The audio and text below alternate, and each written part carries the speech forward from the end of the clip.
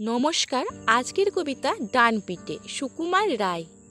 বাপরে কি ডানপিটে ছেলে, কোন দিন ফাঁসি যাবে, নয় যাবে জেলে। একটা সে ভূত সেজে আটামিকে মুখে ঢাই ঢাই শিশি ভাঙে স্লেট দিয়ে ঠুকে। অন্যটা হামা দিয়ে আলমারি চড়ে, খাট থেকে রাগ করে তুমদাম পড়ে।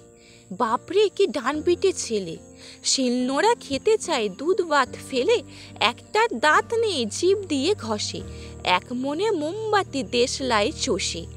আর একজন ঘরময় নীলকালি গুলে খপ খপ মাছি ধরে মুখে দেয় তুলে।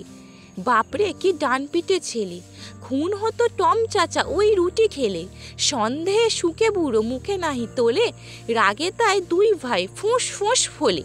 ন্যাড়া চুল খাড়া হয়ে রাঙা হয় রাগে, বাপ বাপ বলে চাচা লাভ দিয়ে ভাগে, বাপ বাপ বলে চাচা লাভ দিয়ে ভাগে।